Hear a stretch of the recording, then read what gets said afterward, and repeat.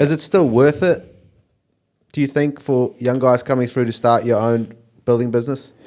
Yeah, it's definitely worth it in terms of, like, again, I think I made a lot of mistakes purely based on I just had no idea about, the risks and how to deal with money and how to manage money. I wasn't taught any of that. I obviously left school very early on. I was a great builder, great on the tools, but managing money and processes and systems and GST and tax and all that, it was very hard. So the advice I do give to young guys that are wanting to start companies is just to take their time nowadays and get the experience first, but also do some study while you're doing your trade. So do a business course, do some basic accounting, understand spreadsheets and things like that.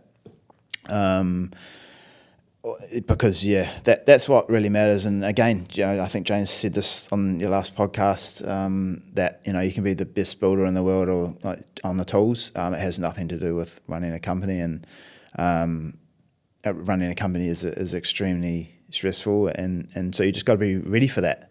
You either want it or you don't. And like as I say, I could have given up and just walked away and hit that button and burned everyone. And it's probably, as dark as that moment was for me, it's probably one of my most proudest things today, is that I didn't burn those guys who had families and things. They all got paid. They're all still with me. All my carpenters and stuff all got paid through that. They've never missed a payday. So that's in 15 years we've never missed a payday. Even when I was almost $1 million in debt, I've leveraged against my own house before they didn't get paid. So just ultimately it's like, be ready for it. Have some support there, because it's a bit of a ride, It's not all just the amazing pictures on Instagram, and just be ready for it. Yeah. You got to have some big kahunas, I think, to just, to do it right. How's QBS different now to, I won't say competitors, I don't even know if you look at it like that, or maybe you still do from your rugby days, but how are you guys different? Yeah, I think you have to stay competitive, 100%. I get a lot of my drive from looking at other guys in the industry, especially in Auckland, that I'm pricing against or working alongside in the market that we're in, and seeing what they're doing. That drives me. Completing projects. So that's a big one for me.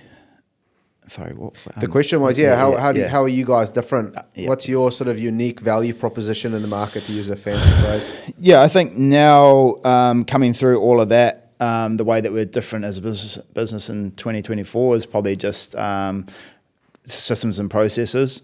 Everything has a place and everything has a way that it needs to be done to make sure that the back end of the business is running well.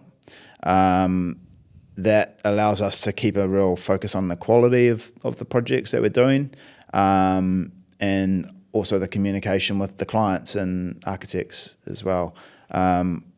Again, moving from being a builder into a business owner, you don't realise how much you need to put an emphasis on the communication and having that information tracked and managed so you can refer back to it and keep things clear, because So I would say that what makes us a better company these days is just those basics, really, business basics, that just make day-to-day life a lot easier.